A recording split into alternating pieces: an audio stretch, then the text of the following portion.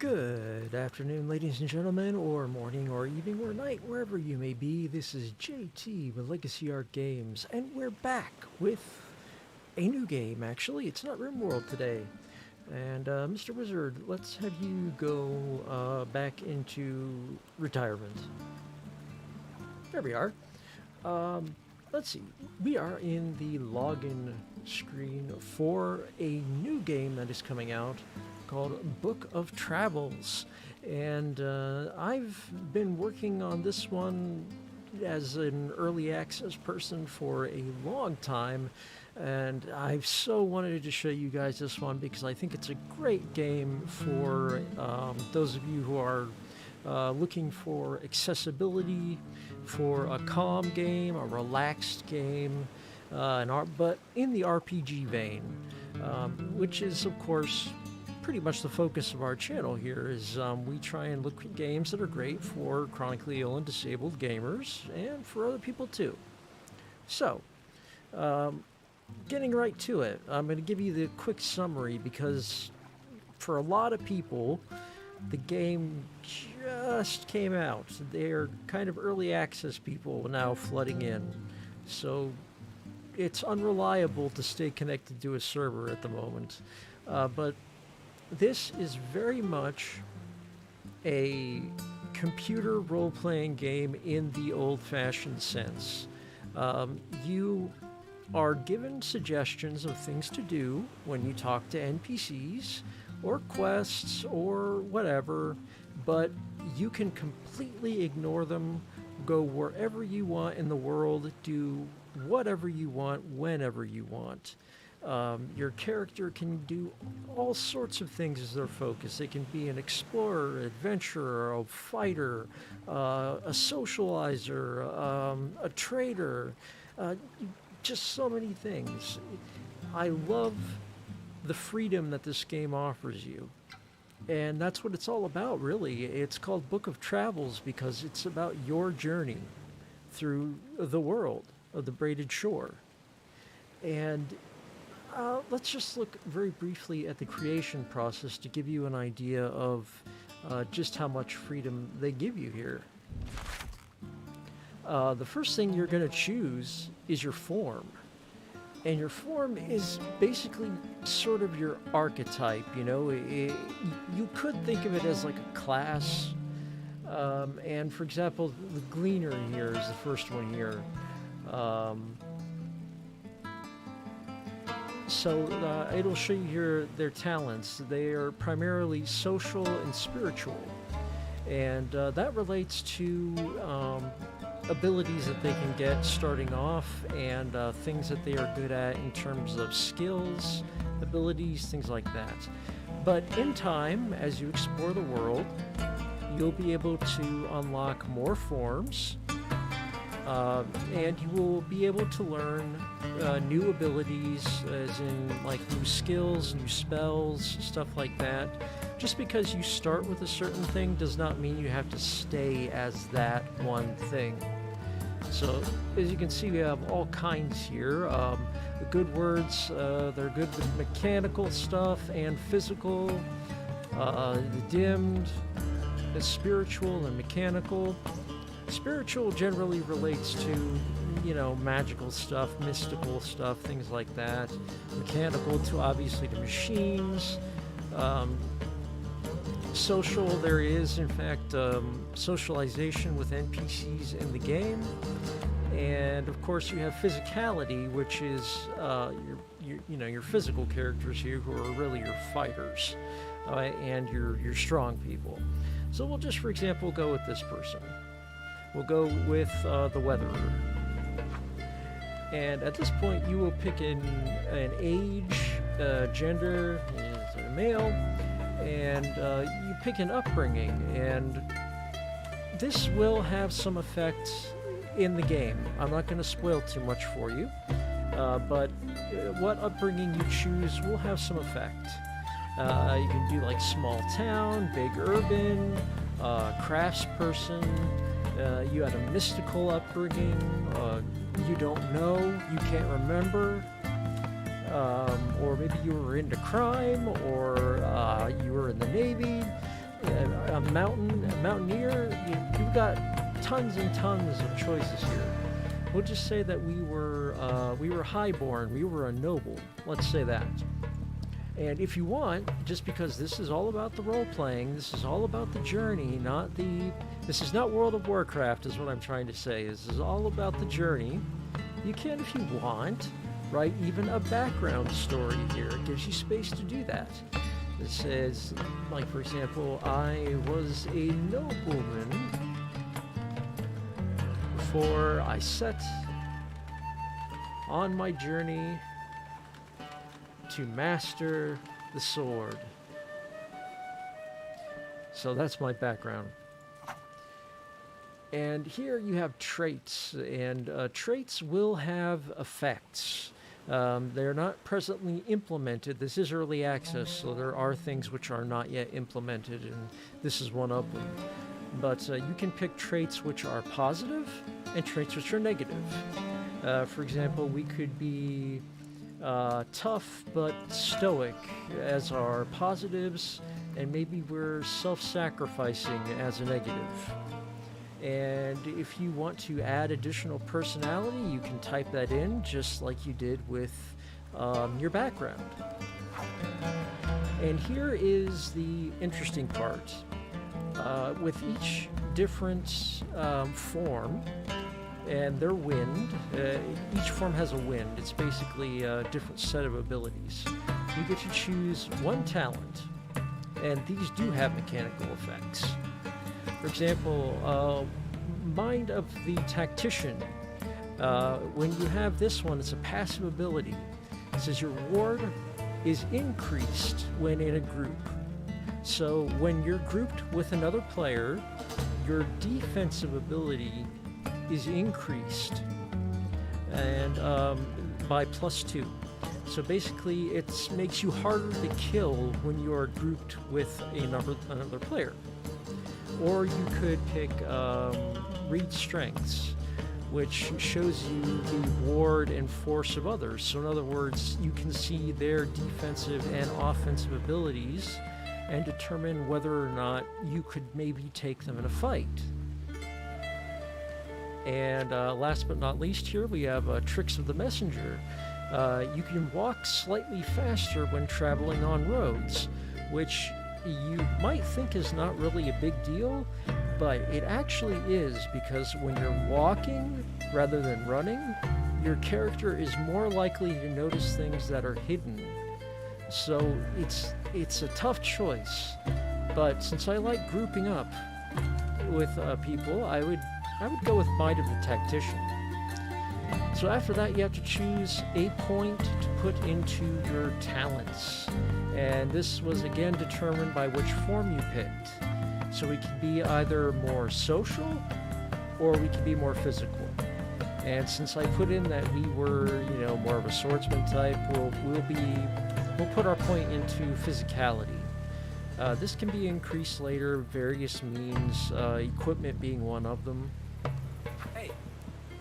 And here you choose your eye color. Eye colors have meanings in this. For example, the one we're going to pick here, Char, says you are committed to a life of mastery and dedication. And you have some choices from voices here.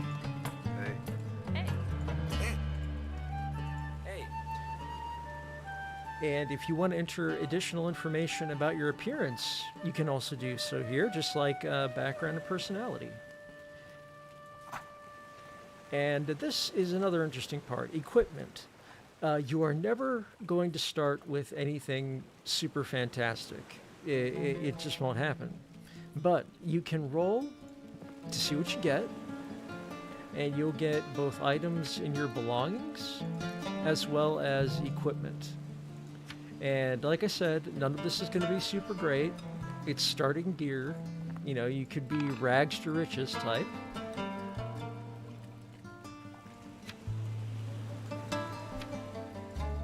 I'm just looking around here really quick. Torch, good to have a torch because there is a day and night cycle, and when it's night, it's dark. But this would also be a good one for us because this is armor. And we would get a backpack as well. So let's just go with this one, just for the sake of expediency. And you will have to, in fact, roll your name.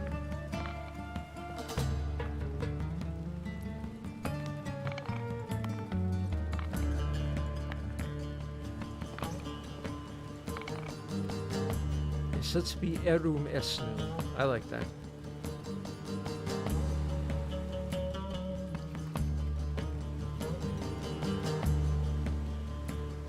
Okay. Now, it's gonna ask you a question here. How did your journey begin? I was on a journey at sea. I was traveling on land.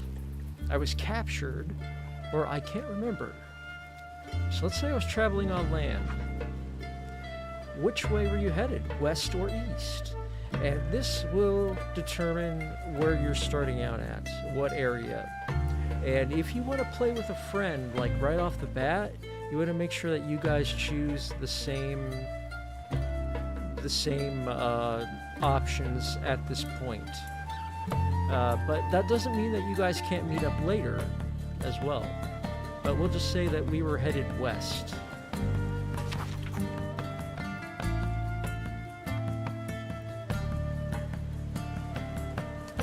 And there's going to be a little bit of intro stuff here.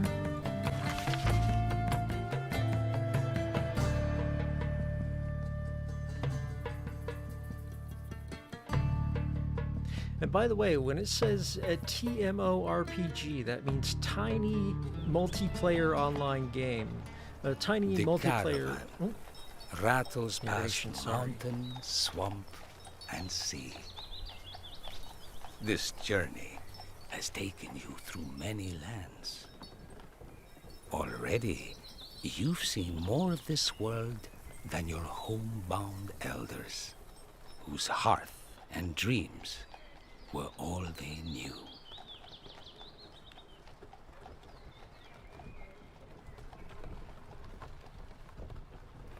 Lulled by the monotony of the journey, your eyes are drawn to a spot on a hillside.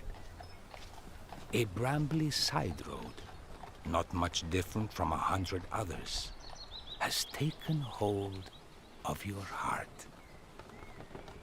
Grabbing your pack, you slide from your perch and land with a thud on solid ground. The caravan clatters ahead without you, as you take your first steps into a world that just moments ago was nothing but scenery.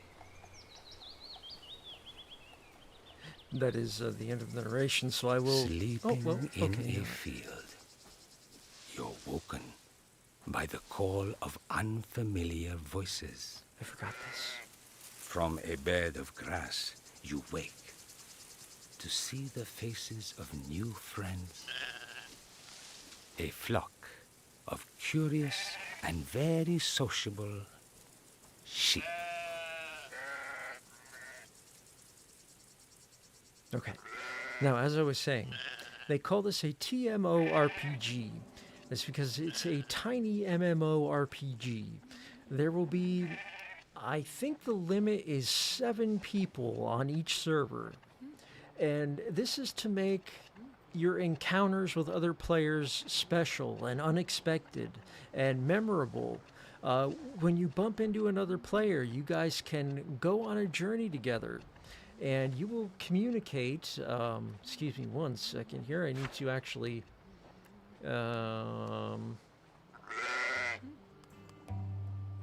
switch this here.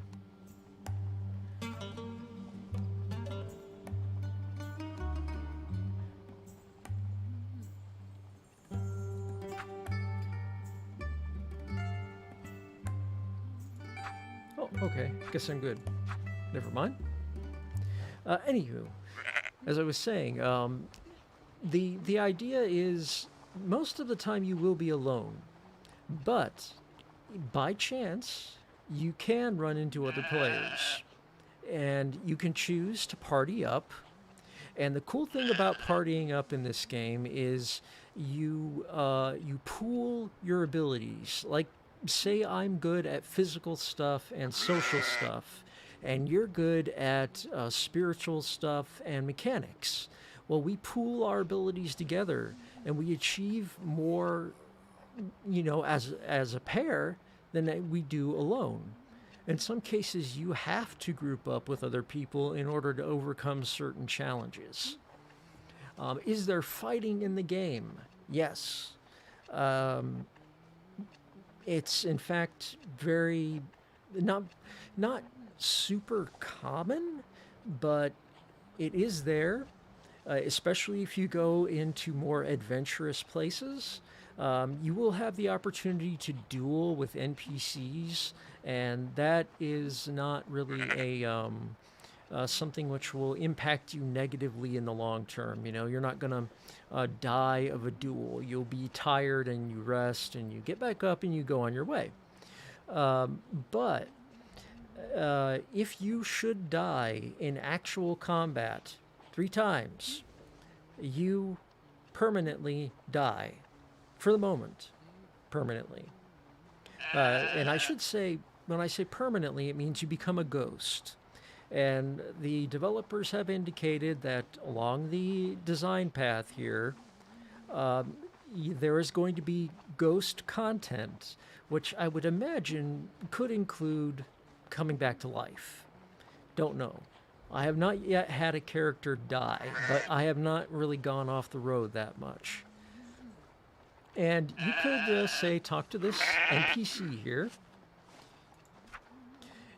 And she'll say, good morning, welcome to a brand new day, because you were here sleeping in her fields. And she'll tell you a little about herself and things like that. And she says, go south from here and we'll find the Elden Road. If you follow it east, we'll come to the city of Crossings. The keeper of the tea house there is a kindly soul. Seeing someone as wayworn as you on their doorstep, they'll offer you a free meal and a good rest at least. Wind's blessings on you, Kelim. And we get a little bit of experience toward our next level just from doing that, just from having that conversation. This is all about the experiences. This is not about earning experience points and doing fetch quests and things like that. This is about what you find along the way. It's a very relaxing game. It's just about your travels. That's why it's called Book of Travels. Now, she told us to go south onto the Elden Road and then go to Crossings. But the fact is, and by the way, this is the road, I think, you could ignore her completely. Go anywhere you want, anytime you want, do anything you want. There's no, how do you say, there's no railroading here. You go where you want. You do what you want. A lot of the times it feels very much like a single player game when in fact it's not. Eventually you will run into another person. And in fact, if you look at the map, if there were another person, there's my portrait right there. But if there were another person here, I could see them on the map. And we could choose to, meet up and travel together. And we accomplish more together than we do apart. And what's the difference between walking and running? If you're walking, you will tend to notice more. You'll notice more secret stuff because you're taking your time. You're being cautious. And you do want, by the way, since this is made very much in the old computer RPG style, you're going to want to have a notepad file open or have a notebook or something. There's no journal here. If an NPC tells you to bring something somewhere and you can't repeat the dialogue, you'd best have a way to remember. So make a note of things. So let's see here. Let's go forth alone. Since we are alone, you do have the option there of going forth as a group if you're with somebody.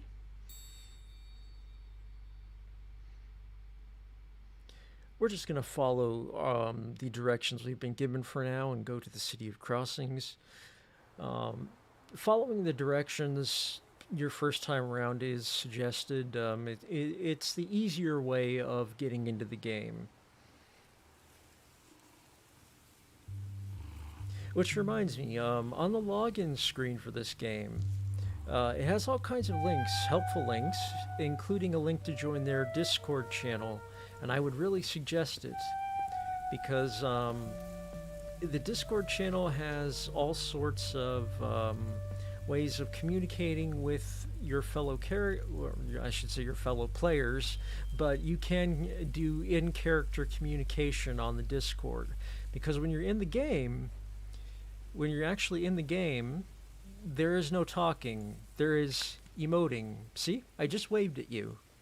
Or I'm ticked off. I'm drawing my blade at you. Or, hey, good job, thumbs up. Those sorts of things. That's how you communicate in game.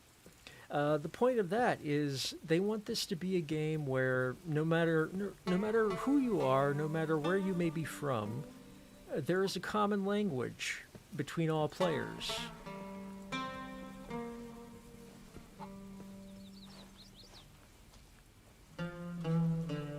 What's this guy? There are actually different NPCs around at different times of the day in different places. You might encounter them often, once in a while. You might be the only person to ever encounter that NPC. Oh, he's selling lemonade. I don't have money for that, kid.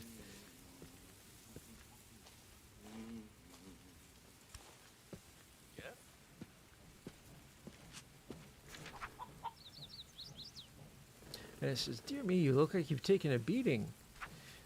You should head for the tea house and let Ava pour you some rejuvenating tea. You'll find the tea house just east of the large tree in the city center."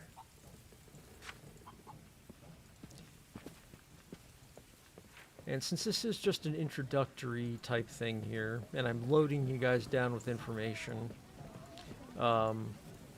I'll do some running. But I have to say, I'm loading you down with so much information because I love this game. I've been really so much in need of a chill experience lately with things going on in real life, and this is such a chill game. There is no pressure to do anything. You can go where you want, do what you want, be who you want. You want to adventure? Go adventure. You want to trade? Find out who will buy what for a good price, who will sell what for cheap. Learn about those people. Make a list of them and become a great merchant. Learn spells. Whatever your thing is. And see, up here is something we can see, and we can't actually read yet. We don't know how to read. So we don't know what that sign says. Reading is something you will learn. I am an artificer of enchanted staffs and rods. I can construct a wondrous cane for you if you bring me a good quality cane, any chunk of jade, and a sturdy hemp rope. And so this place is basically this is a starting reward area for exploring. If you find the things that they ask for, they'll give you some things that are better than your starting gear. But for now, we're not going to stay here. This is not the tea house. As you can see up here, we've got good and bad effects that are currently on us. We're empty-handed, so things aren't weighing us down or moving a little faster. But on the other hand, we're battered and bruised because of our hardships and the misfortunes of our travels. And the only way for us to get rid of that is by going to the tea house. And I believe they said, this is actually a new town to me. I have not been in this one before. But see, you can't read, so it just comes up as question marks. When you learn to read, you'll be able to see what it says. Skills are things you can pick up along the way. And I'm gonna bet this is the tea house.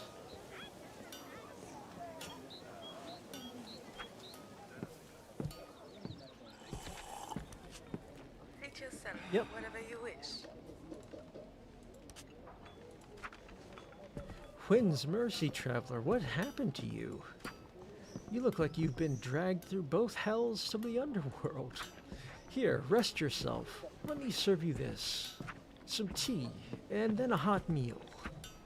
Look at your clothes. I have a mending knot and some cloth somewhere lying around. There, good as new. And welcome, traveler, to the house under the tree. You have the look of a Kalim about you. I would not be surprised if you were headed for the Dandelion's temple near the Batsaha. That place has always had a mythical connection with wanderers. The shortest way to the temple is taking the road to the northwest, to the western Verb Junction, where you can catch a ferry to Batsaha. Over in Batsaha, walk southward along the shore, and the temple should reveal itself to you. And we got a little bit more experience for that. And she gave us some new stuff to wear.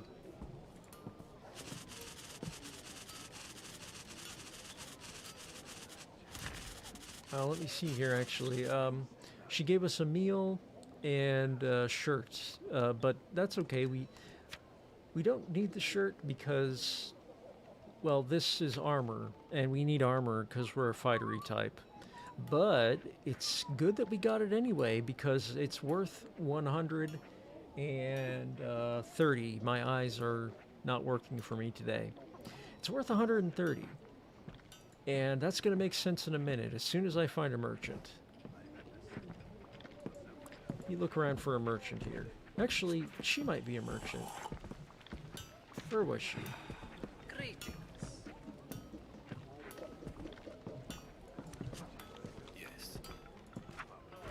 Okay, this guy, for example, he's a traveling trinket collector, and he has various things for sale. And some of these things are of value to other merchants. Some of these things will be components for spells. Some will be equipment, or they will give you temporary buffs, etc., etc. How does this work? Well, you can right-click to look at the items and see, for example, this one will give you light at nighttime. It's a lantern, but it will reduce your physicality by -1. So your physical score will go down by -1 because you're carrying this thing around. So maybe we don't want that.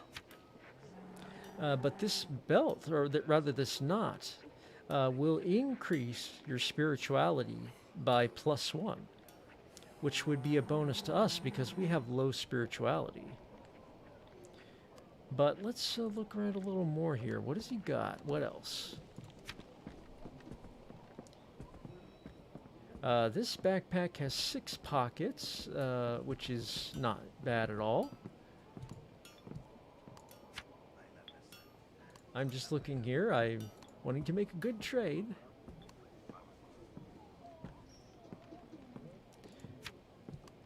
Now see, when they have trade goods, these things are obviously meant for trade. Some merchants will value certain things more than others. For example, I ran into a merchant earlier on who valued stories. He sold stories and history and things like that. And in return, he would teach you how to read. that was one of the things he would sell.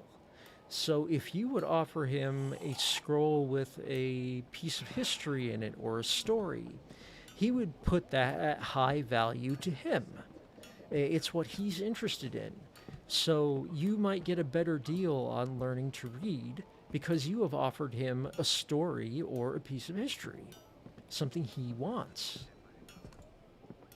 But let's just say, for example, we wanted this knot that increases spirituality. Now, that is worth 76 to him, and currency, I don't believe, has a name. That's because this is a bartering system. This is not buy and sell, it's bartering. So if I offered him this shirt that we got from the tea house person, well, as you can see, it's what we're buying is worth 76, but what we're offering him is worth 130. So that's not really a fair deal, is it? We could get a better deal elsewhere. Or we could try and even it out by, for example,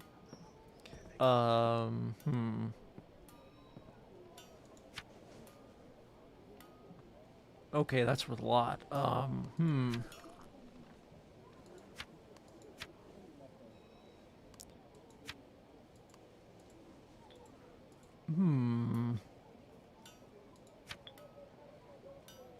Let's just say we did want that knapsack and the lantern.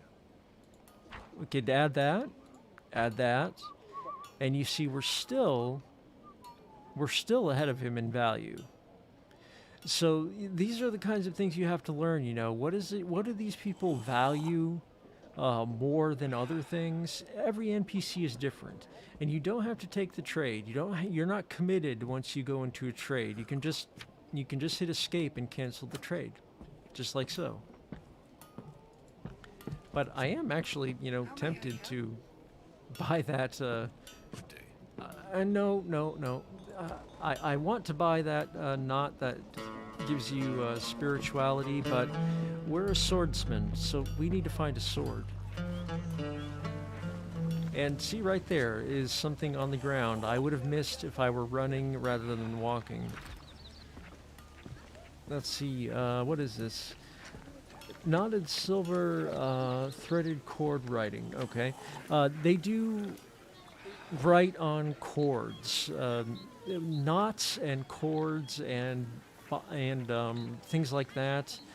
Ties. They have a very strong meaning in this game. They are how people write and read. They are what spells are recorded on, is knots and bindings and ties and all those sorts of things. So we found that. And that is, in fact, worth 23. So that's not bad. That's a good find. And there's another one up here.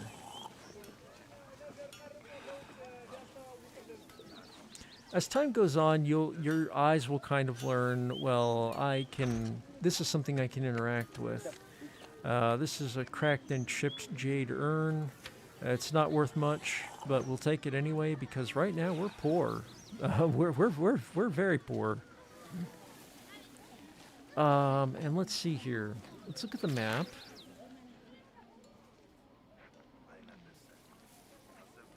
Let's see here. Millimac Weavery. Okay, I thought that said weaponry. But there is a smithy just above the tea house. Let's see if they have a sword we can buy. Probably they will be too expensive. Which reminds me, I want to look at... okay.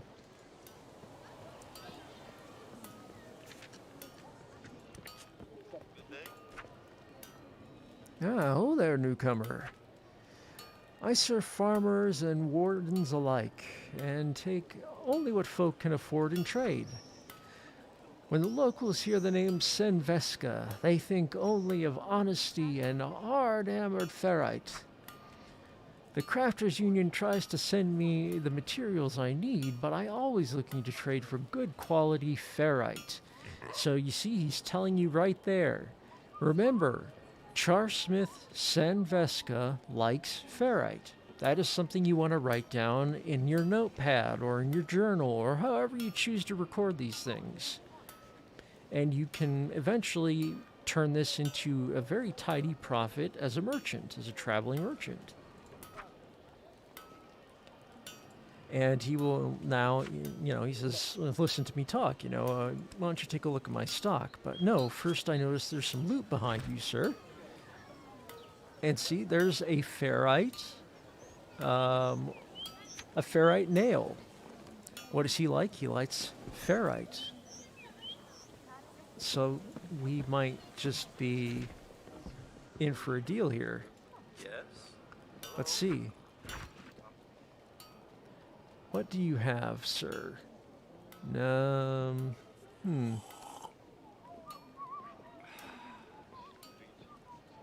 He does in fact have swords, but they are pretty expensive. There is someone you can find which sells a training sword, basically, but yeah, these swords are expensive. Well, let's just say we were looking at...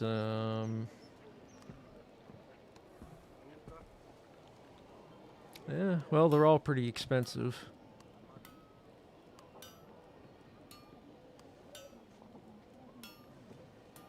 Well, let's just say we were looking at this one. We offer him the ferrite nail. And we'll offer him... In fact, you can do just a suggest trade. And as you can see, it's not suggesting anything because there's no way all of the things we have will add up to how he values this sword. It's worth too much. So we cannot trade that to him. But we could, for example, buy, say, no, we don't. I don't think we need to go quite that far.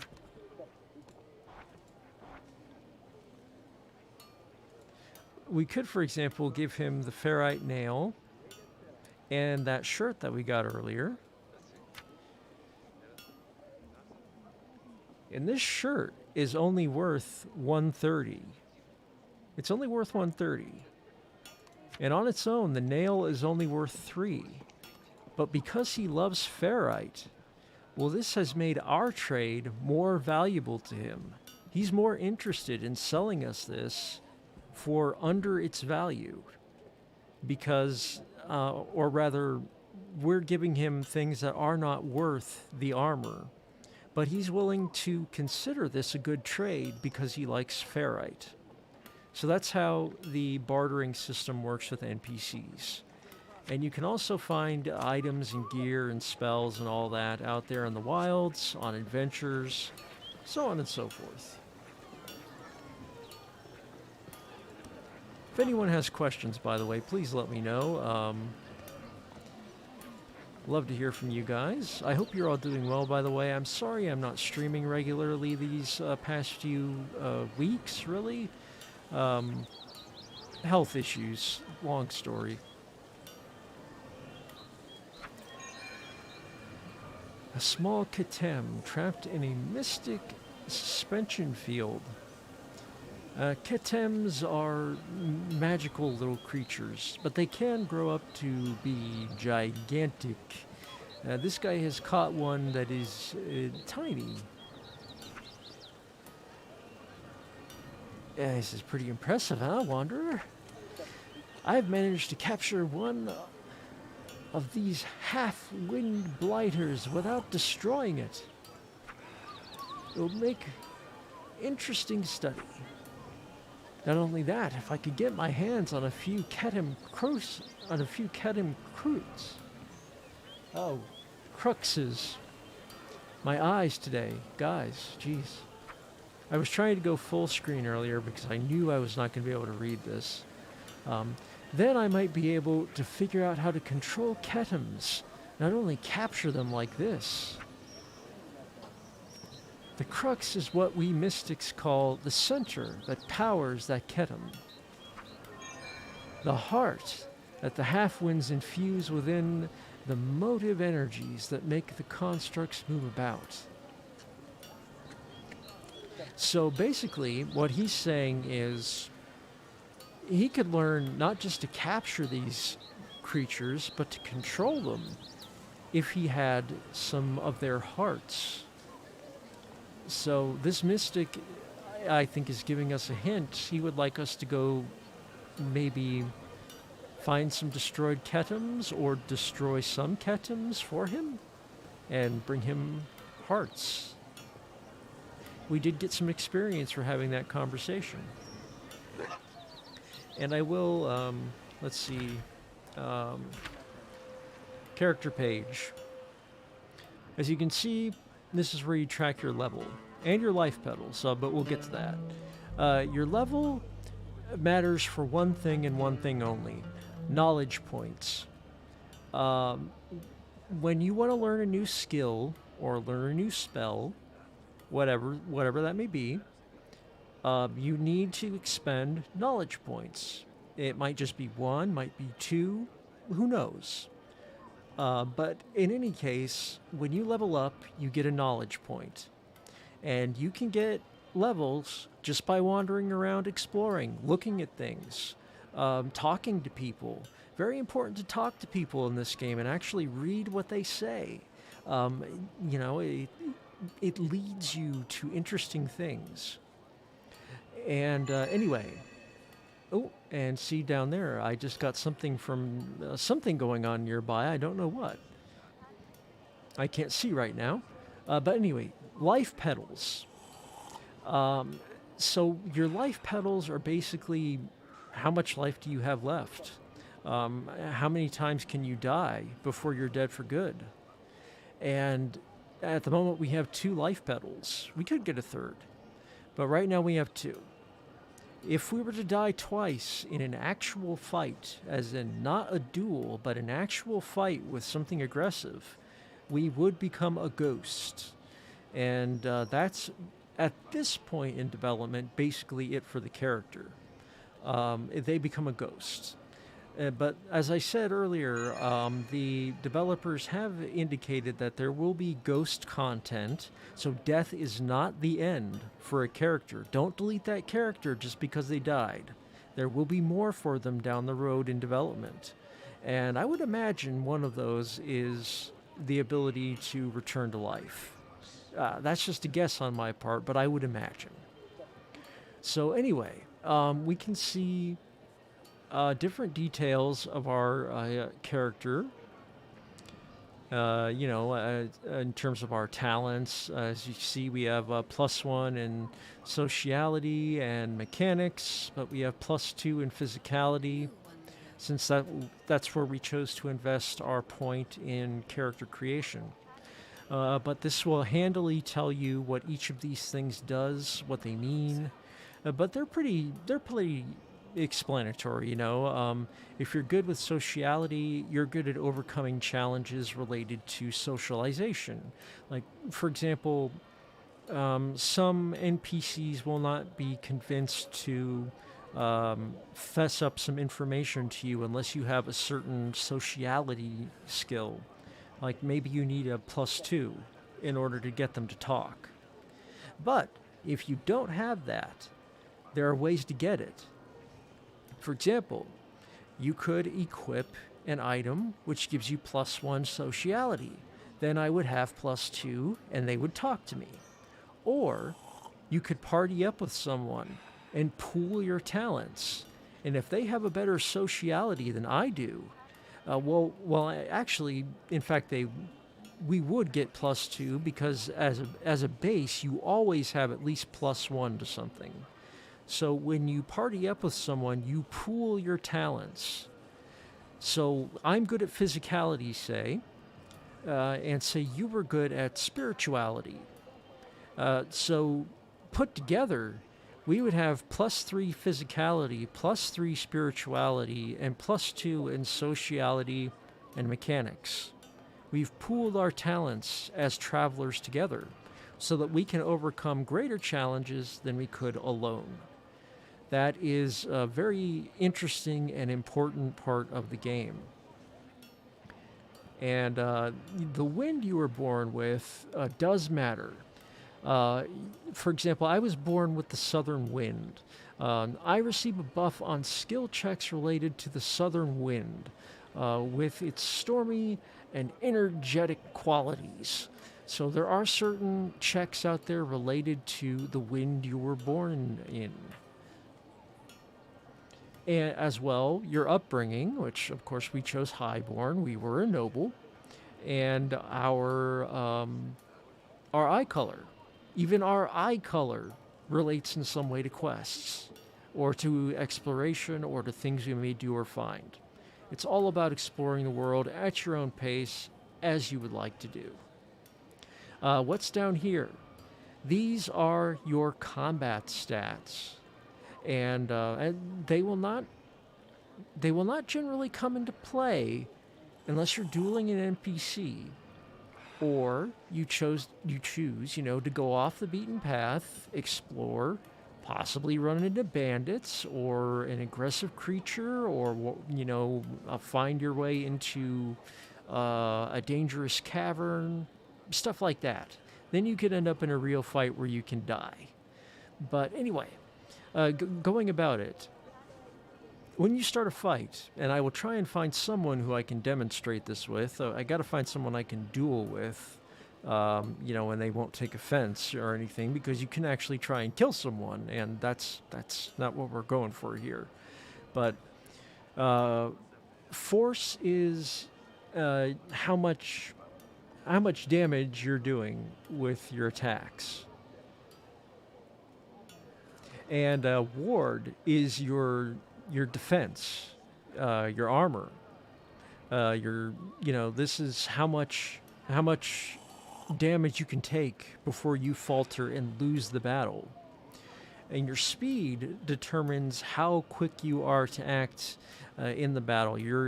There is an initiative at the beginning of the battle. If you've ever played like Dungeons and Dragons, you roll to see who goes in what order.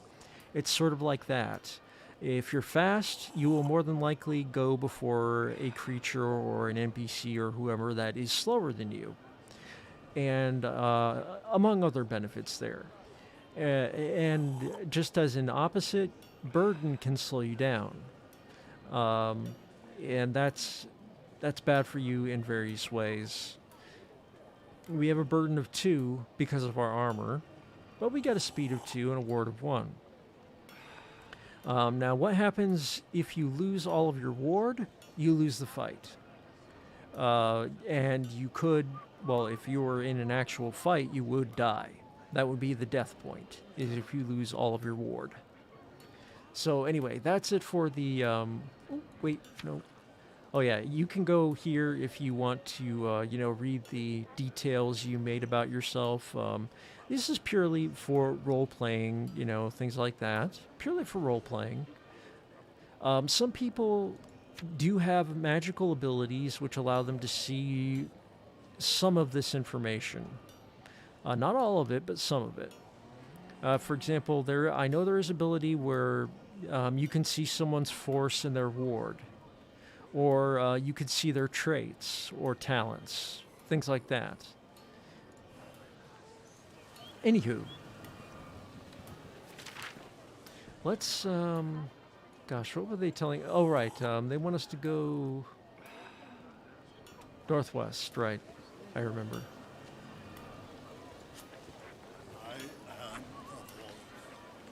Wind's favor, Kalim. I am Hikem, Wind Voice student of Rivenleaf University. I'm pursuing a subject of study concerning wind's movement along the old roads. It's come to my attention that the major roads do in some way, however small, affect the winds themselves. Mostly, this is noticeable in the thick forests of the deeplands, but also here, to a lesser degree, it does carry an impact. I can share my learnings if you offer me something suitable in return. A wind's blessings, Kalim. Did I offer you Oh, did I offer you to trade for the skill I can teach? If you do not require it for yourself, it would make a great gift for, say, another Kelim. So he's hinting that, well, if you can't use the skill he's trading, maybe we could give it to another player who could use it. And what he's teaching us is Tricks of the Messenger, the ability that we did not choose during character creation that lets us walk a bit faster on the road. And actually, I would like that. This is a good opportunity to demonstrate. But do I have something he would want that he would consider worth 36?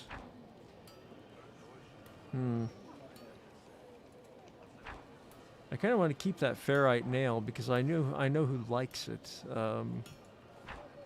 Ooh, he likes that.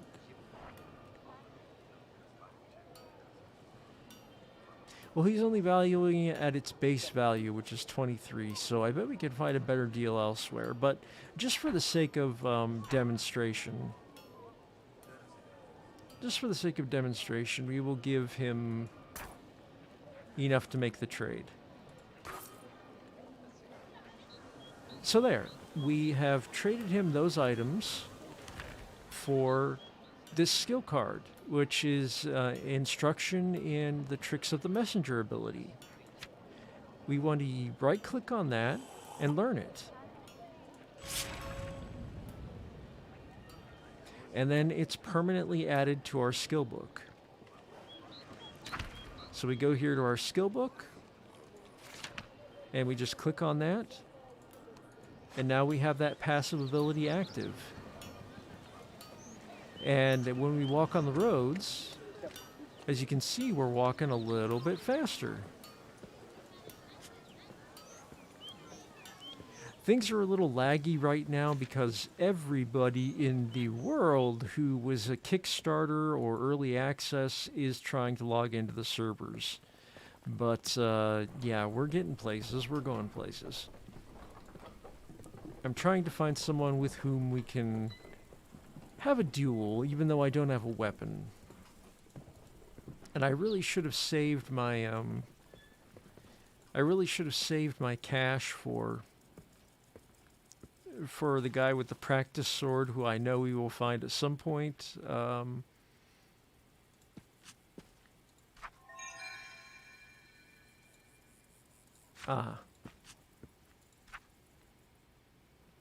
Yes, you are speaking to Strom of the Braided Sword Cartography Institute. I wonder if I can be of any assistance to you, Wanderer. I'm afraid due to the current Casa blockade, I've been forced to work without access to our map-making workshop. This means I have little new map information or updated maps to offer our subscribers. I will, however, still trade in any maps or geographical documentation you might have. By doing so, you will benefit all travelers in Braided Shore subscribing to using our superior maps. So basically, he's telling us, hey, if you find maps, bring them to me. It will be worth your time. And you do want to look around, you know, just casually looking around as you're walking. See if anything is highlightable. It's not always obvious at first glance. And we're lucky right now that it's daytime. I am on a European server, and it follows the actual time in the world for whatever region you're playing on. And European server is what I could log into at the moment. So, yeah. What was I going to say? Like I said, basically the amount of people that can be on a server is self-limiting. I think it's 7 people. In order to keep your encounters with other players special and memorable and important as part of your journey. And you know, if you have 7 players on a server, then it will just create another server. Hypothetically, you could go up to tons and tons and tons of servers, but you will only ever see ones that have room for a player. And of course, you can keep going back to the server that you play on normally, or you can go on another one. You can even switch between servers. It's not a big deal. The only thing you cannot do is, for example, if you make a character in the European region, you cannot transfer that character to a US server or an Asian server. It's got to be within the region. And yes, they do in fact have trains here, and also boats. We're looking for boats. This, I think, is actually a challenge, and I don't think it's one we can beat at this time. But it's a good... Oh, wait, no, that's not a challenge. This is gathering spot. Acorns. What are these for? These are reagents for spells. As you wander around, you'll collect materials for spells.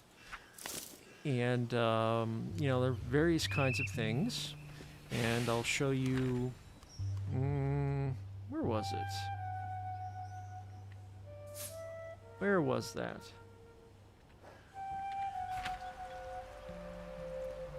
I cannot remember where that was. And oh yes, if you want to be mysterious, you can toggle your hood.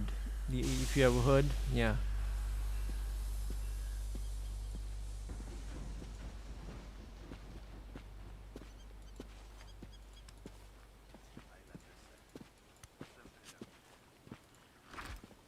What did we find?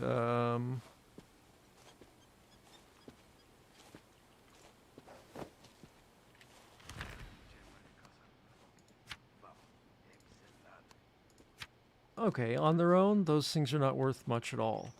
But to certain people, they will be worth a lot. And along the way, you're going to have the opportunity to learn things like reading, fishing. Always do those things. Fishing can sometimes net you some, no pun intended, fishing can net you some valuable things.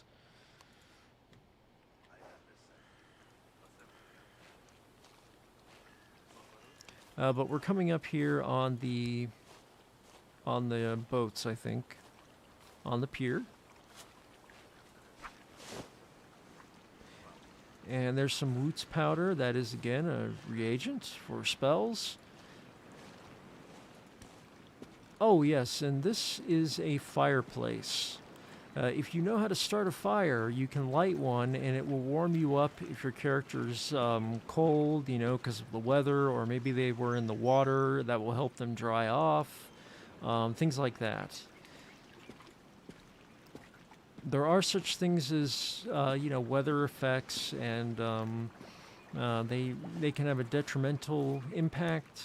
Hello?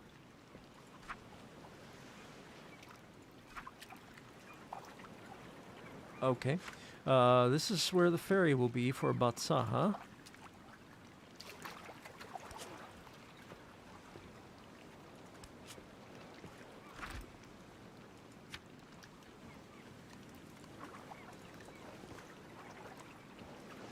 And I know it's not there at the moment, but it will be there. It has a little bit of travel time going on.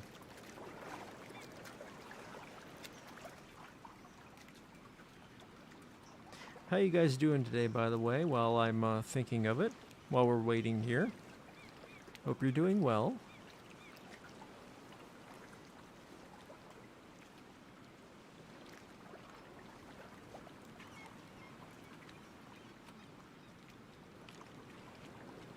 And I will also get in while I can. Legacy Art Games, yes, this is a plug, I'm sorry.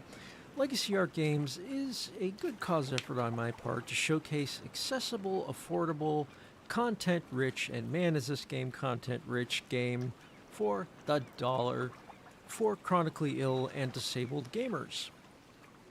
So that's who I'm looking to benefit, but in all honesty, I hope to entertain everybody who comes across my channel. and I hope you will return to watch streams again and again. But if you want to help out, all you need to do is click that follow button down below. I'm not on camera right now, but I'm pointing at it. It's right below the screen. Just hit that follow button. You do me a million favors. It encourages me to make more content. It encourages me to, to keep on showing games that are accessible to disabled and chronically ill people, as well as people just looking for games where they can get lost in a world or build or create. Those are the kinds of games that I love. Now, if you really want to help me out, yes, there is the option of subscribing. No pressure. I know it costs money, so no pressure. But if you do subscribe, you will get your subscriber badge, you will get your emotes, and I have 2 founder badges left.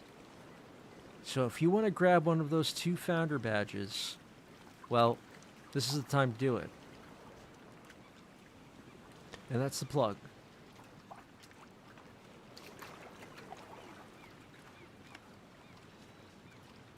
And I'm reminded, there is someone, oh, I hear the boat coming, but there is someone from whom you can buy a ferry pass, and it gets you a priority passage on the ferry.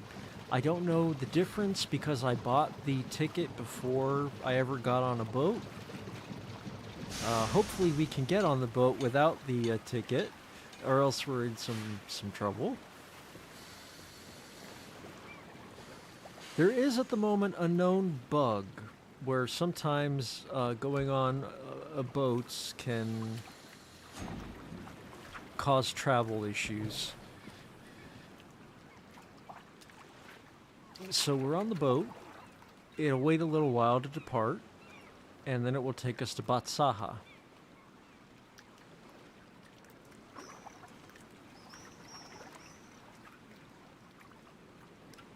And I know this is not an action-packed game, but this is a game where if I'm streaming it and you need something really chill to watch, just something relaxed, if you just want to watch me explore a world, this is the game you want to watch when I'm streaming it. Yeah.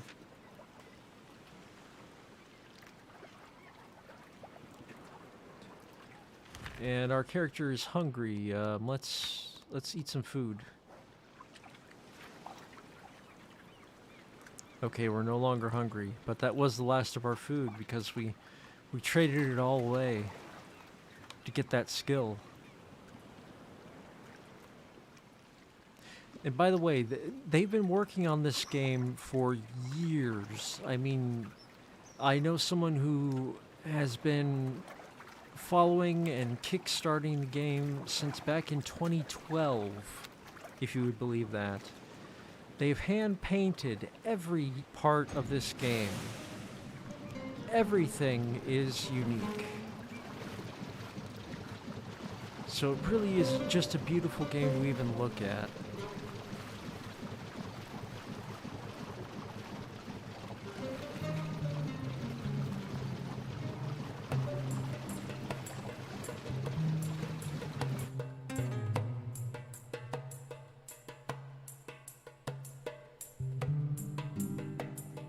Yes, that is another thing. If you go to the railroad stations and you see Train Master's stash, you can use that as kind of a bank, if you will, if you want to compare it to other games. You can store things there.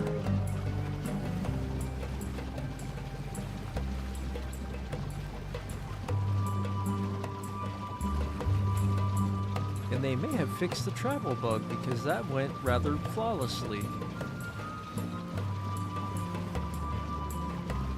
I would imagine they fixed it, they pushed it out just before early access began today because it was a problem prior to. People were actually avoiding the boats, if at all possible. But now it seems to be fine.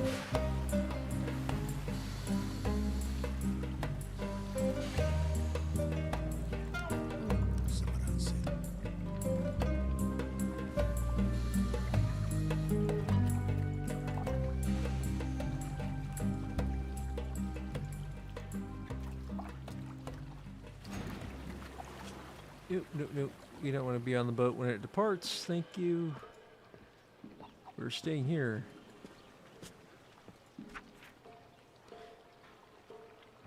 I think I can recognize a drifter when I see one, stranger.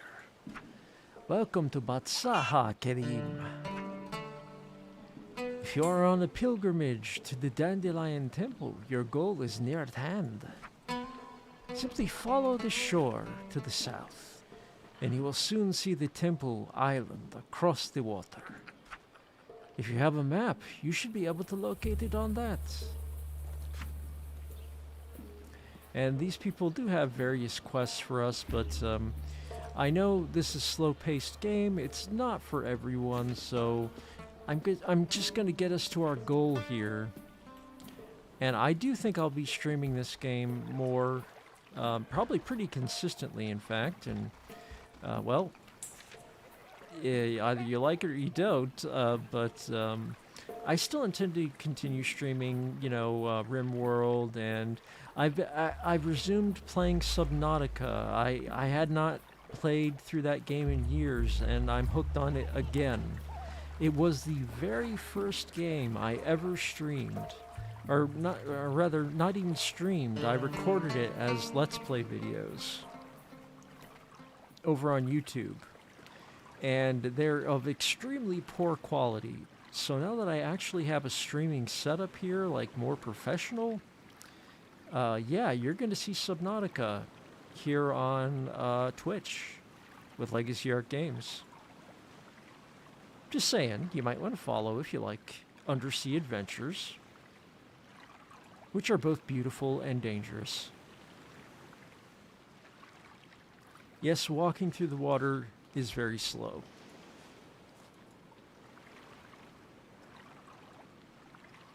But it does remind me that somewhere around here, there is a guy standing in the water, or at least there was when I last passed through. They may move during the time of day, but somewhere around here, there was a guy who taught me how to fish.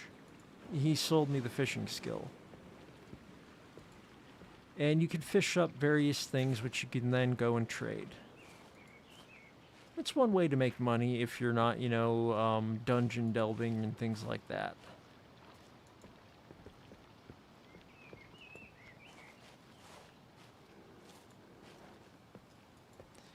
So this is the temple. And you want to talk to both guardians here. This one is important.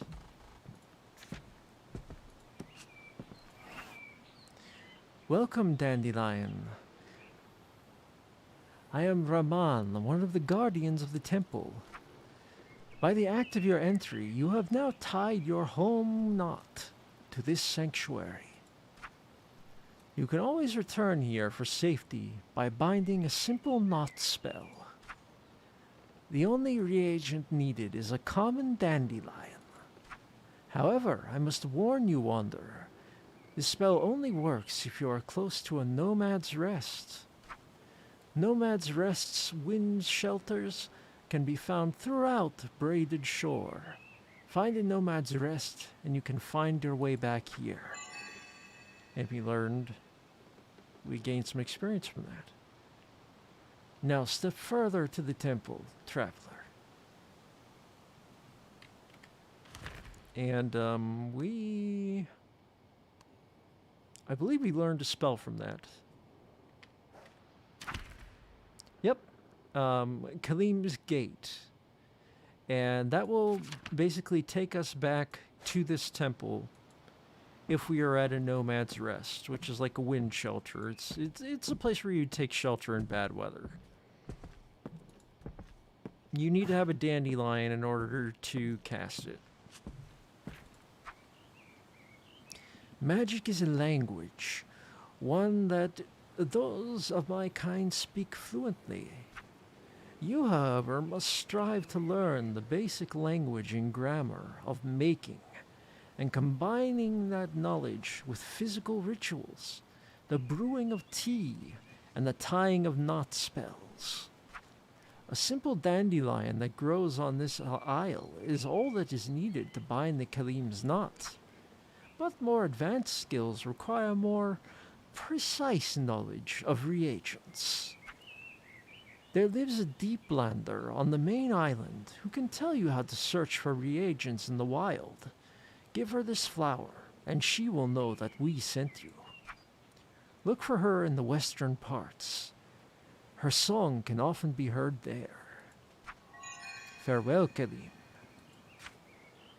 And we got Temple Keeper's Blossom, and we gain some more experience.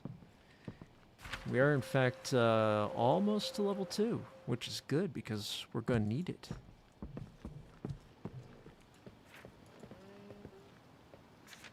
And we're looking for, or I'm looking for, and I think I found a dandelion. There we go. So now if we wanted to,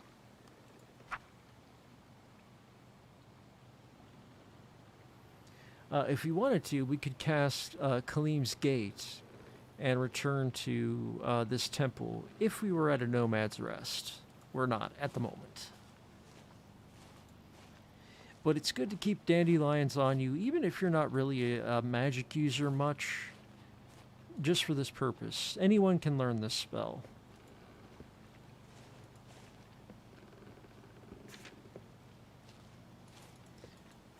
But yes, let's, running will tire you out. There is such a thing as stamina. You will have to rest if you're running a lot, but resting is brief. Now, when I learned fishing, the dude was right here in the water, standing in the water, as a fisherman would, you know. But his appearance might be tied to the time of day, like the real-life time of day. He may only come out to fish, for example, at sunset or sunrise, at the nighttime, you know, who knows? Or maybe I just haven't gone further enough west. I don't know.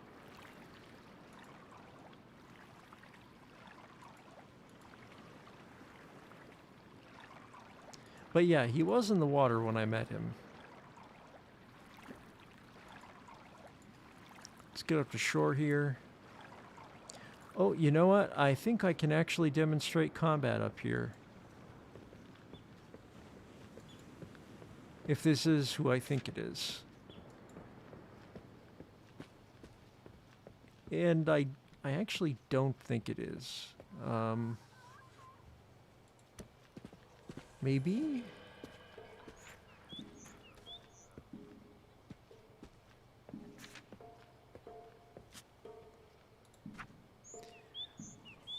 Come back when you are overburdened with riches, Kalim, and I will offer you skills that will prove priceless to a warrior.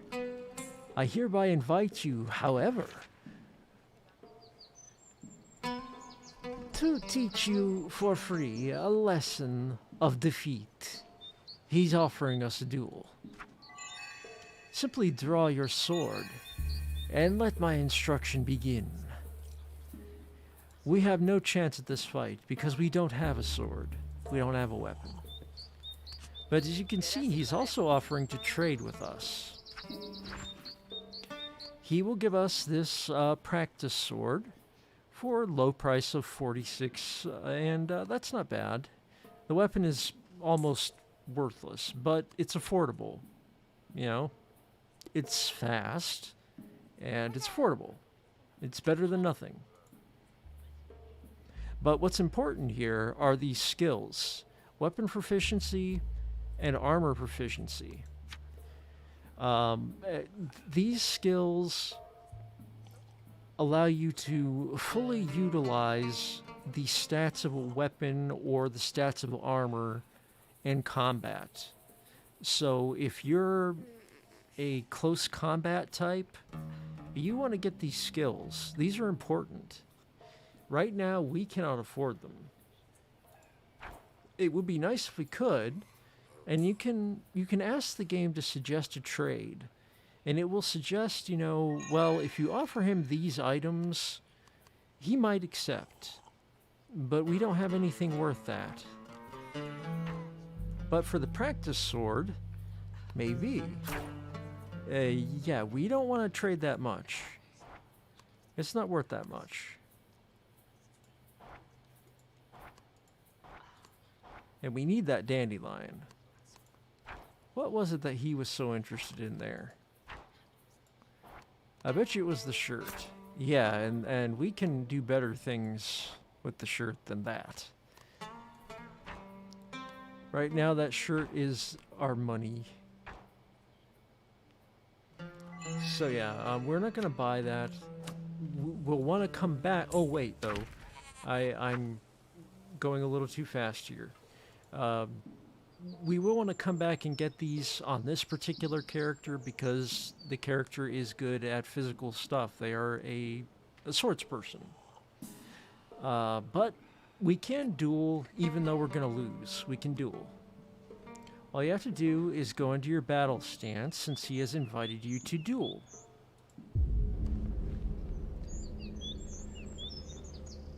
And as you can see, you have 0 ward, 0 force. You cannot win. You cannot win.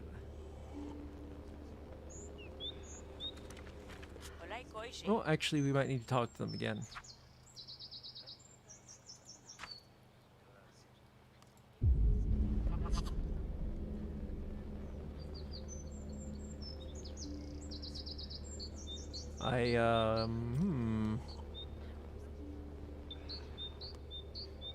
I don't think this one will actually duel with us, because we would just get our butts handed to us.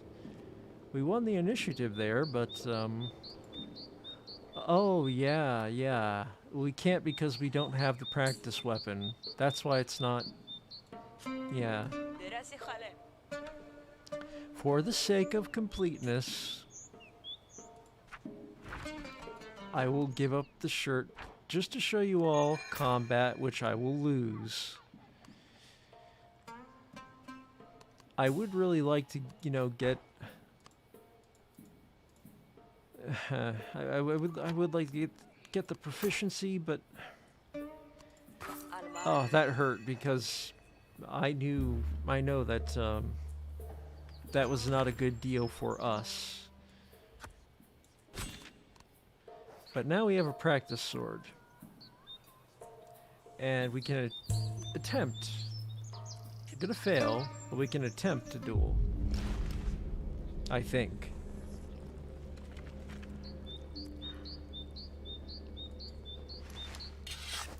No.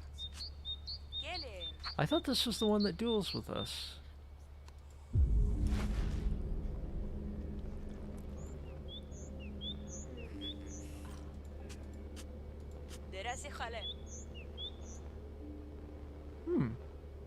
It must not be this one. It might actually be the apprentice in the forest over here.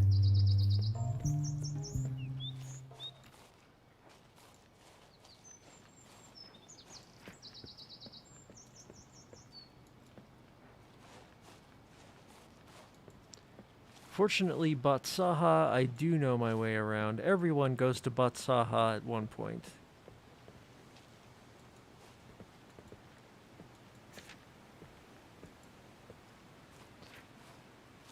Let's actually rest for a second. We used up stamina running. Almost level 2.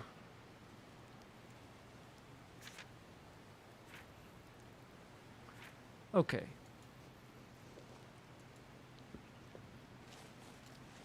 We're going down this way because we're going to turn in that quest item.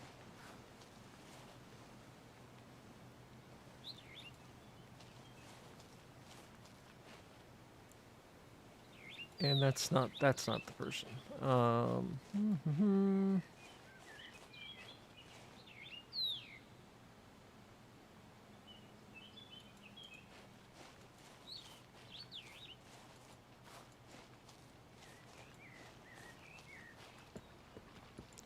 This is the way to the quest person.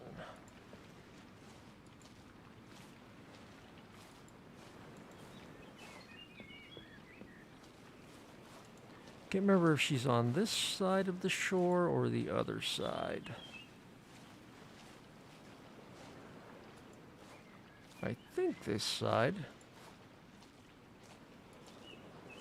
If not, we will go back. No, there she is. Yeah, she's in the cave here.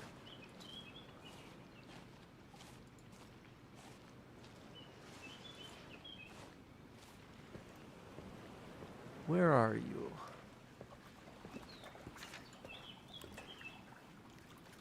Where are you? I know you live here.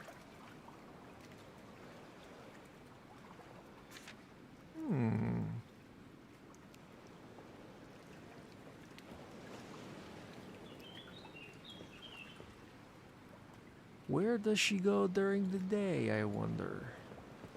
At night she's in the cave. This is one of those cases where the time of day in the game matters a lot. And the time of day in the game is directly related to the time of day at night for whatever server group that is. So, right now it's pretty much daytime for everybody. But it will be nighttime in the European servers when it's maybe daytime in the US servers, and different things are going on during those times.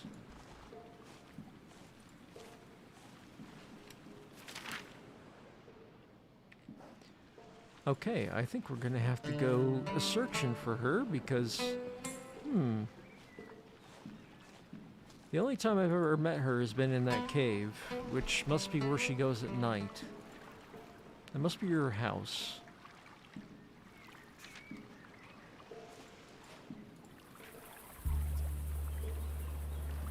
Okay. Thought I saw something. Wishful thinking. Let's explore the forest, shall we?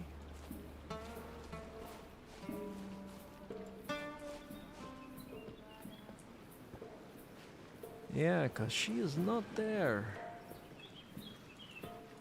She is not home.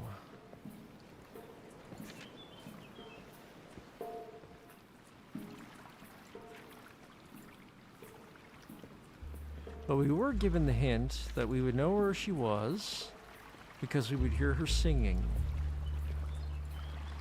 So that's what we will listen for. Oh, actually, there she is. There she is.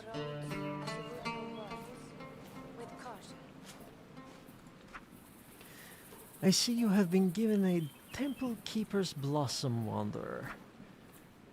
I find it a chore to banter with strangers, but with you I will gladly speak for a moment. I can teach your eye to spot reagents in nature needed for magical purposes.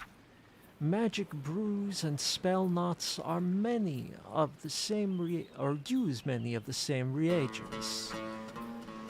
Gathering them requires a keen eye, knowledge of where to search, and patience.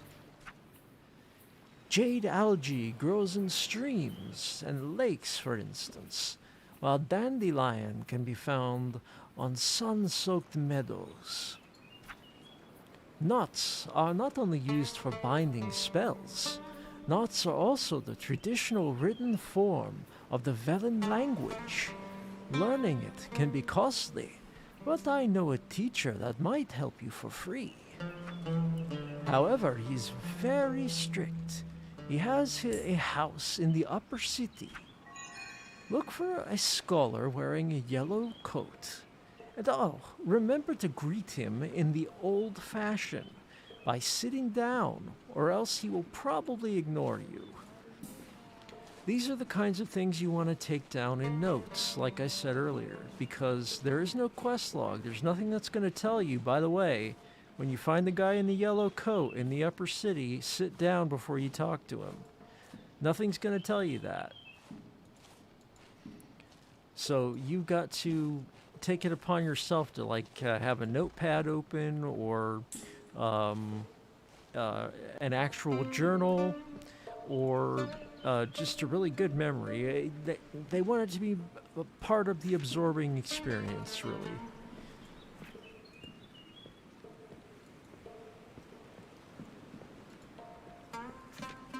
I hope that guy who always wants to practice his fighting is out here. But I don't see him.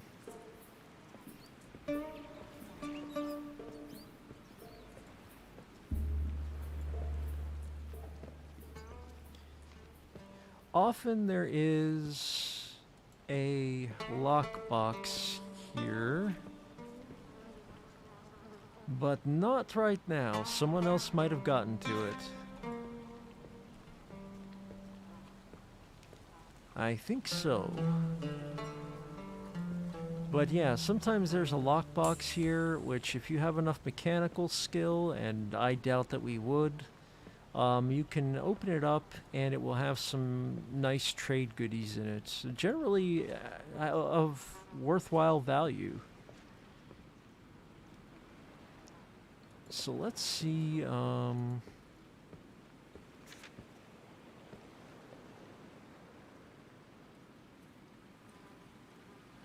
let's rest for a second and then we'll run.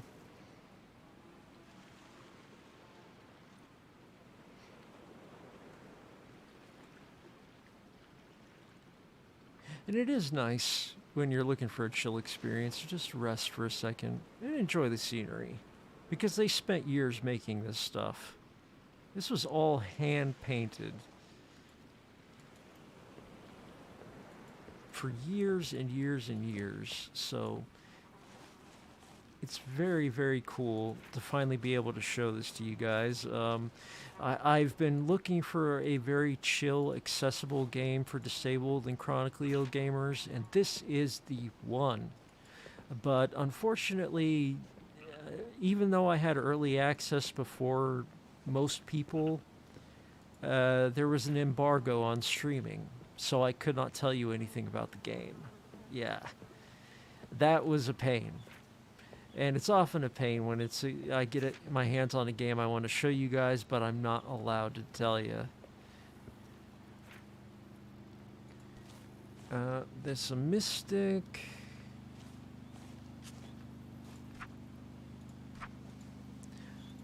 Oh yeah, this is the mystic with the apprentice who, he's trying to teach his apprentice to, be silent and appreciate what nature is telling him. But his apprentice is just asking questions and questions and questions.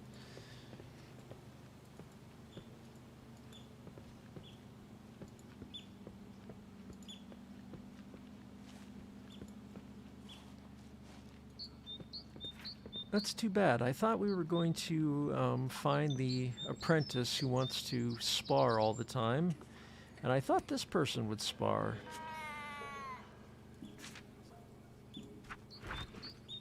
But yeah, you remember this place and see that shirt that I sold? It is here now, so if another player wants to come along and buy it, they can. That's another way in which, even though you're often alone in this game, you're also interacting with the other players on the server, which are only 6 other than yourself per server. So it makes those encounters with another player, those opportunities to journey together and to pool your skills, to overcome difficulties that you could not overcome alone. It's what makes those occasions more memorable, more interesting, and you make friends that way.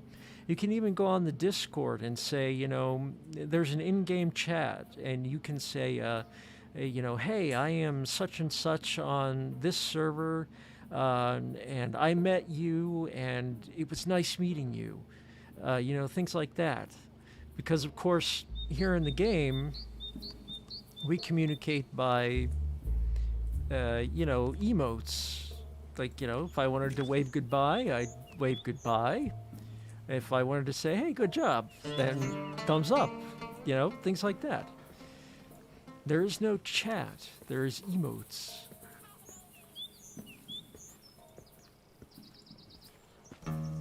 But if you want to chat, they have a Discord right on the login page, which you can go to.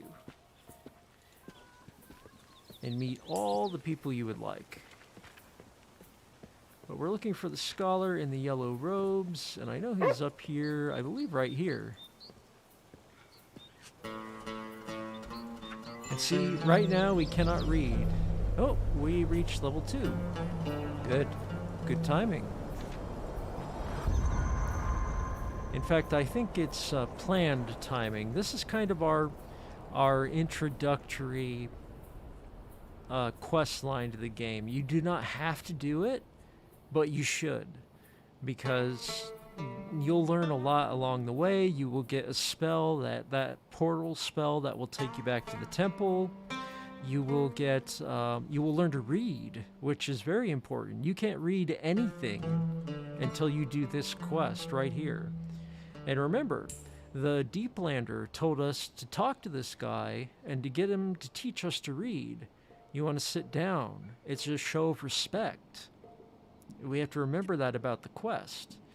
So let's rest to sit down and then talk to him.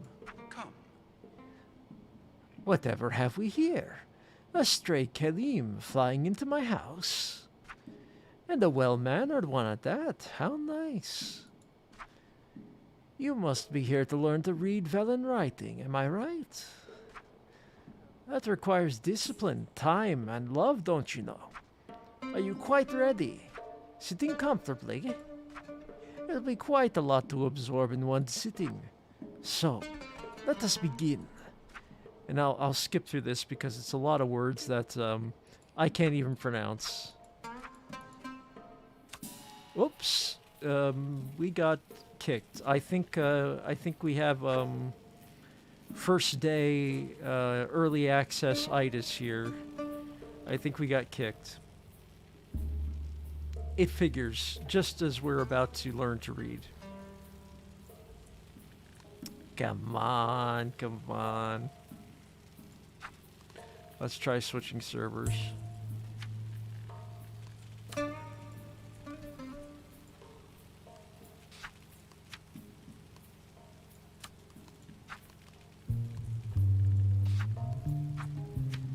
Remember, this is early access, and this is the very first day. A lot of people only got access at 1 p.m. Eastern, so the servers are being bombarded right now with people who were Kickstarters or who were in on early access. They're bombarding the servers, so things like this, they're bound to happen. If you've ever played a multiplayer game, on the first day, you know what it's like. We just have to kind of keep trying until we get back in.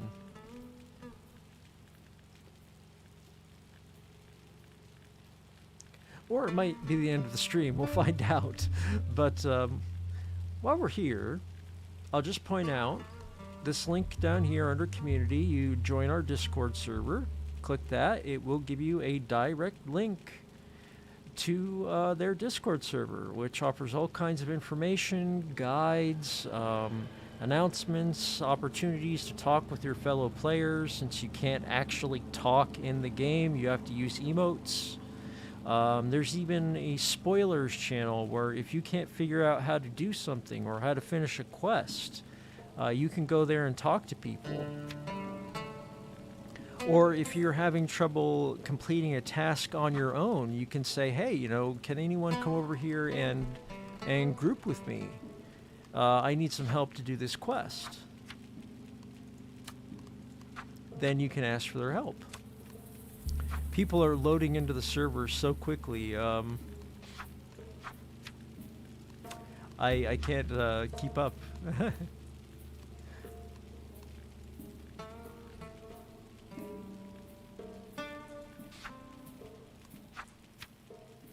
Can't even get in on the US ones. They do have server groups for the US, for Europe, and for Asia. I understand, well, Asia is actually the newest server group, and I understand it does not have a lot of players. But the great thing is, if you want to go and play on the Asian server group, you're fine. You're fine because there is no written language in this game. You use emotes.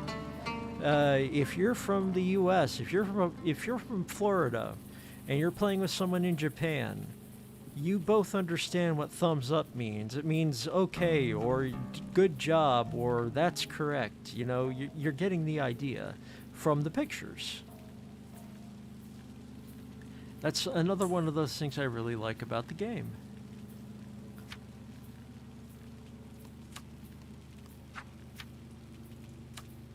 And it's in fact one of the things they were aiming for was, you know, we want a game in which anyone can play with anyone. We don't want language to be a barrier. I don't think we're going to get back in, and that's a bummer because we were about to learn to read.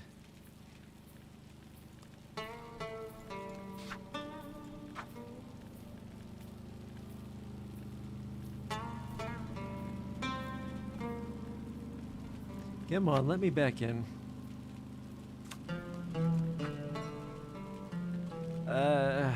I think we're having first day itis here on the game. It's just so bombarded with people. People have really been waiting for this one. But you did get to see most of what I wanted to show you and tell you. And if you didn't get to see it live, well, you can go back and watch the recorded video. It will be here on Twitch, of course, and also over on YouTube if you prefer. Hopefully it will let us back in just so we can complete that quest. But just in case it doesn't, I'll get in a second plug here and now while I can. Legacy Art Games is a good cause effort on my part to showcase accessible, affordable, content-rich games for chronically ill and disabled gamers. And this game is definitely content-rich. Tons of it. When you can log in, it is. And if you want to help out with that, all you gotta do is click that follow button. It encourages me, and it helps the channel to get noticed. And it doesn't cost you anything. So if you want to help me out, that follow is a big help. Now, if you really want to help me out, like if you really want to help me out, and you can afford it, I am forever grateful for a subscription. Forever grateful. You get your subscriber badge, you get your emotes, and you get, for a limited time, we have two founder badges still up for grabs. 8 of the 10 have been taken by other subscribers, so there are 2 left. And if you want to forever show that you were part of helping us to expand from YouTube over to Twitch, well, subscribe and you will grab one of those badges. It is yours forever. There will only ever be 10. And that's it for the plug. I'm going to give logging in a little more time before I call it a day.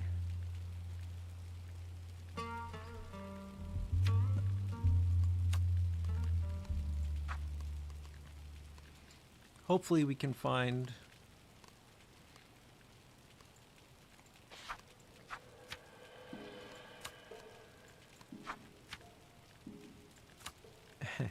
it's not this bad, really. I've been playing for a long time now on prior to early access release and Kickstarter release and all that, and it's just so backed up because so many people only got access a few hours ago to the game. it's sort of overwhelming the server. It's what happens when all multiplayer games release. I don't care which one you're talking about.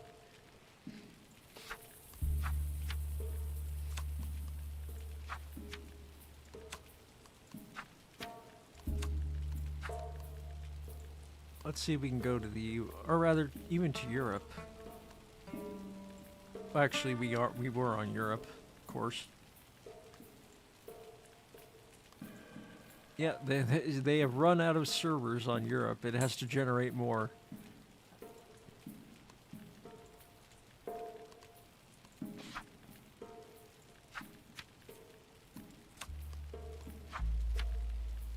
That's how many people are logging in at the moment. It will generate more servers once it hits 7 people on a server. It just takes it a minute.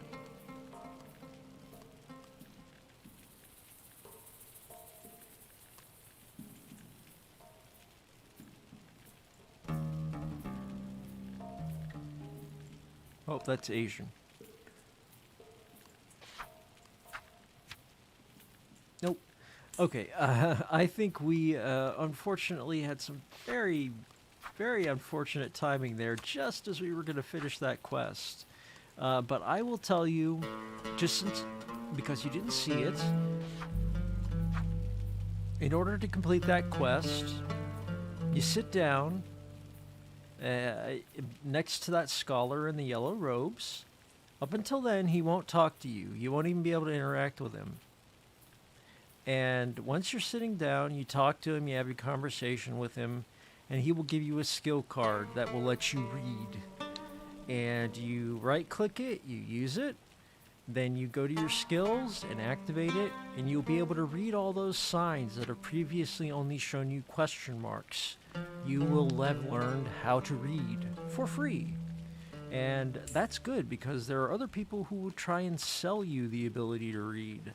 But because you did the quest chain, you learn it for free.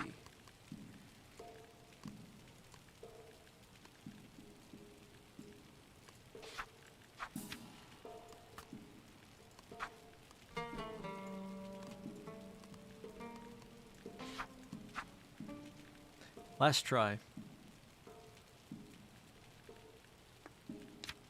Yep, that's it. I don't think we're getting in at the moment. We need to give the server some time to cool down.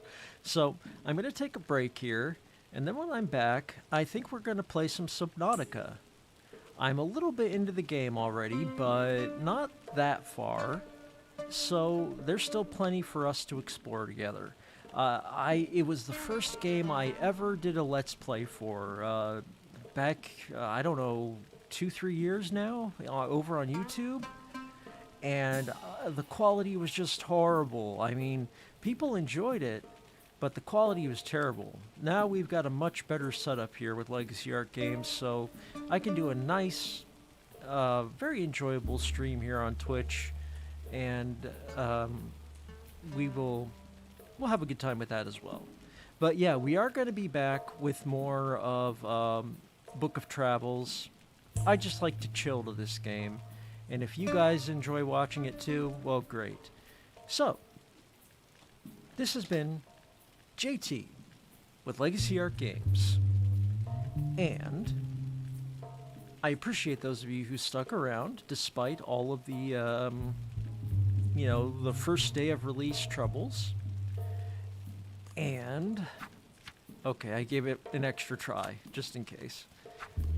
Come on, give me a login. Give me a login, come on.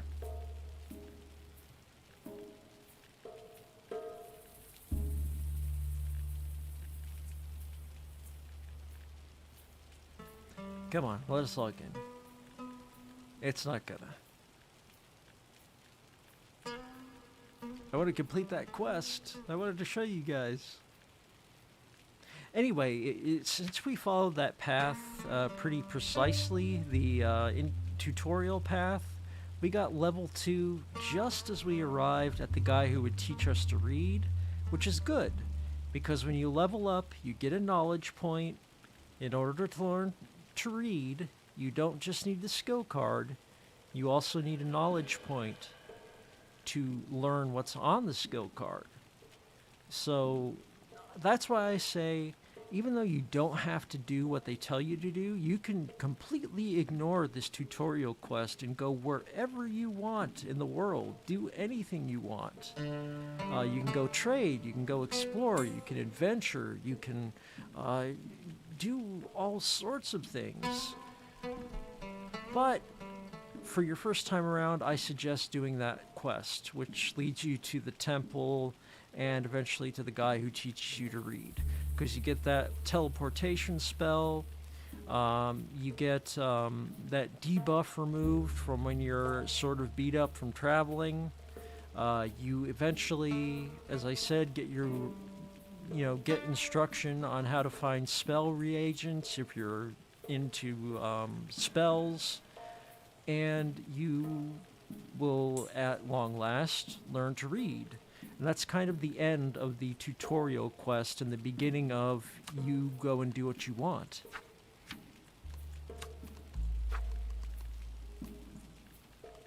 And this is actually kind of a bummer for me because I would actually like to play myself. I was playing last night even, and this morning. But after 1 p.m. Eastern, things went haywire because of all the people who got their keys. And, yeah. What can you do? Can't really blame them, you know. In fact, I would congratulate them. This shows that, hey, people are interested. They're finding... Oh! Hey, we're back in. But it's the wrong... It's the US one. It's the US one. It's my US character, who I haven't really played. I actually prepared this guy as our tutorial character for today, but it so happened I was able to get in during... What am I thinking here? It so happened I was able to get in during travel time, or rather during early access time by traveling over to the US server. But this actually demonstrates bad weather. It's kind of dark here because it's bad weather.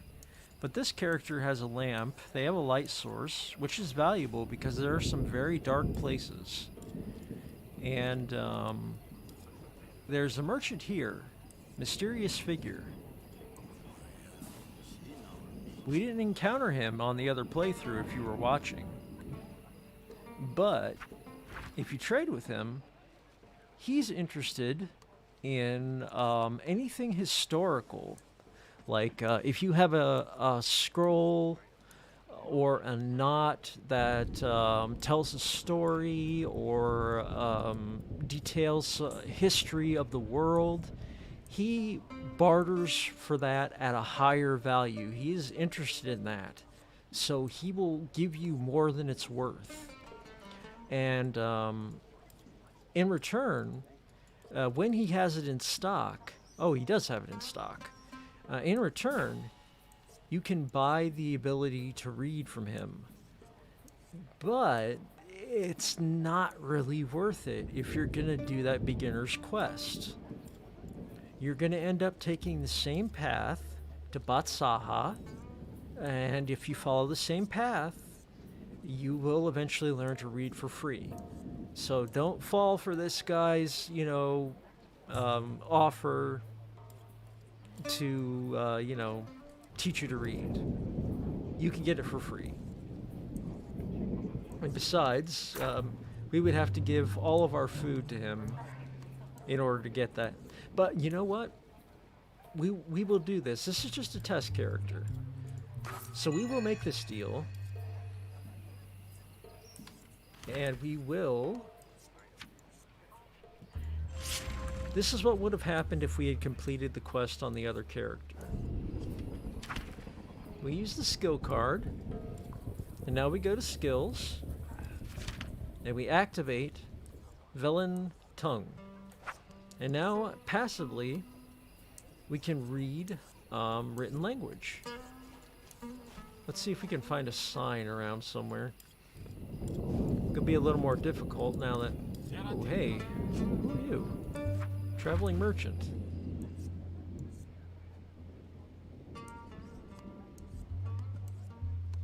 Huh, he's selling umbrellas and sun covers. Huh. Oh yes, you can get all kinds of decorative clothing here, things like that, and it's just for people to see, you know, it's just for role-playing. Sometimes they will give you statistical bonuses, like they will raise or lower a stat, or, you know, have combat value, things like that. But, yeah, sometimes they're just decorative. This is all about the journey. It's about the role-playing. That's it.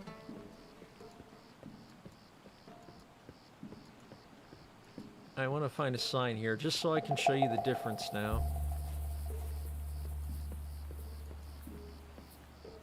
Running is not a great idea when you're the first time you're exploring somewhere, because when you're walking, you'll more easily notice things. And I actually have no idea if I just went to the right place, because I've never started at this location before.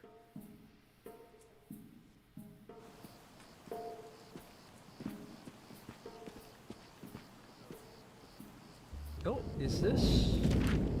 No, okay. I thought that might be another player, but no, that's a warden. They travel the forests and stuff like that, and you know, protect you if you're in danger. They keep the roads safe.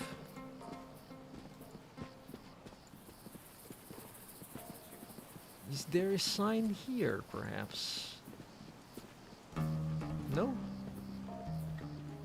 Well, then let's keep going until there is a sign.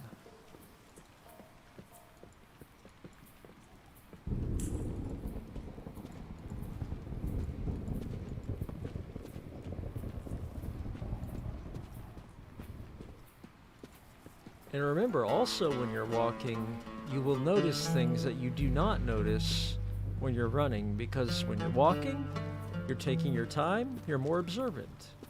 So you're going to notice things, some of which are valuable. So it's worth your while to take your time.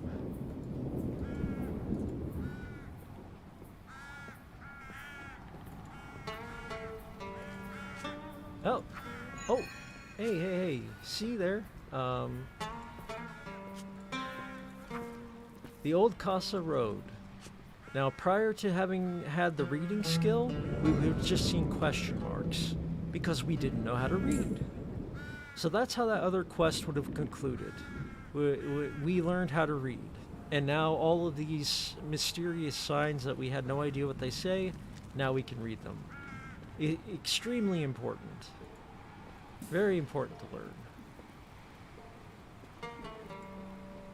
And I saw also something we can take here. Dandelions. Dandelions are important because they are our reagent for our teleportation spell. Sometimes you need components. Well, actually, most of the time you need components to cast spells.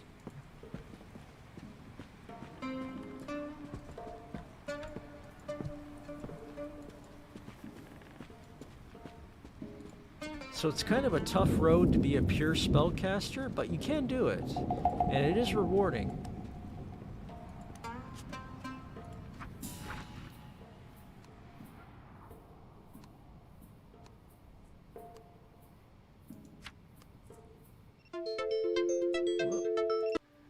What do you need? Okay, that was my alarm to end the stream, and I have finally shown you guys that yes, you can learn to read in Book of Travels. So, that's it for the stream for now. Like I said, I'll be back in a little while, maybe with some Nautica, I'm not sure, but I'll be back, and we'll have some fun. So I hope you guys enjoy this introductory trip through Book of Travels. I've been so much looking forward to showing it to you, but I had to wait out that streaming embargo. It's tough to have early access to a game I really want to show you guys, but I'm not able to. But I love this game. I really do. And I know it seems slow-paced. Maybe it's not for everybody, but it's for me. And it's got all kinds of stuff you can do. So, JT, Legacy Arc Games. If you would, please follow. If you can afford to, I am so grateful for your subscription. You help me get money to get more games if I cannot get them from the developers themselves, which I think are suited to chronically ill and disabled gamers. So, that being said, thank you very much for watching, and I will hope to see you very soon. Have a good